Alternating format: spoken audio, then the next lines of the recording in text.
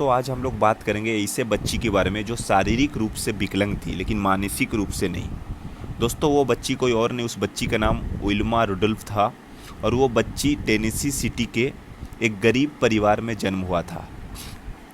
जब वो 4 साल की उम्र की थी उसे डबल निमोनिया और काला बुखार ने गंभीर रूप से बीमार कर दिया।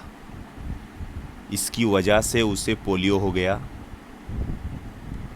और वो बच्ची अपना पैरों से खड़ा होने के लिए ब्रेस पहना करती थी। डॉक्टर ने तो यहाँ तक कह डाला था कि वो जिंदगी भर चल फिर नहीं सकती, लेकिन बिल्मा की माँ ने उसकी हिम्मत बढ़ाई और कहा कि ईश्वर की दी हुई क्षमता, मेहनत और लगन से वो जो चाहे कर सकती है। वो सुनकर बिल्मा ने कहा कि वो इस दुनिया की सबसे तेज धाविका बनना चाहती है। 9 साल की उम्र में डॉक्टर ने मना करने के बावजूद बिल्मा ने ब्रेस को उतार कर पहला कदम उठाया, बल्कि डॉक्टर ने कहा था कि वो कभी चल नहीं पाएगी। 13 साल की होने पर उसने अपनी पहली दौड़ प्रतियोगिता में हिस्सा लिया और सबसे पीछे रही। उसके बाद वो दूसरी, तीसरी, चौथी दौड़ प्रतियोगिता में हिस्सा लेती रही और हमेशा आखिरी स्थान पर आती रही। वो तब तक कोशिश करती रही जब तक वो दिन नहीं आ गया जब वो फास्ट आई। 15 साल की उम्र में बिल्मा टेनेसी स्टेट यूनिवर्सिटी गई, जहां वो एड टेम्पल नाम के कोच से मिली। बिल्मा ने उन्हें अपनी ये ख्वाहिश बताई कि मैं दुनिया की सबसे तेज धाविका बनना चाहती हूँ।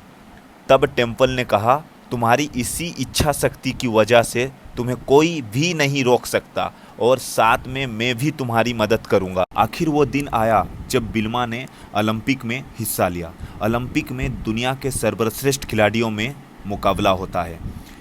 बिल्मा का मुकाबला जुत्ता हेन से था, जिसे कोई भी हरा नहीं पाया था।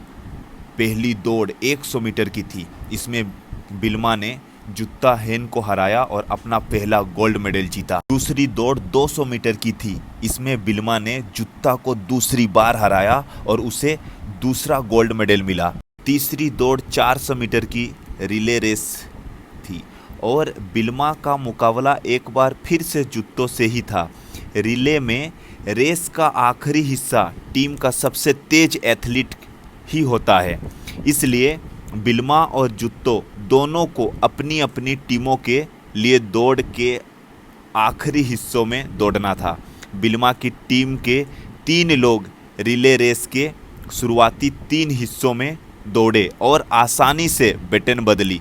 जब बिल्मा के दौड़ने की बारी आई, उसके हाथ से बैटन ही छूट गई, लेकिन बिल्मा ने देख लिया कि दूसरी छोर पर जुत्तो हेन तेजी से दौड़ चली है।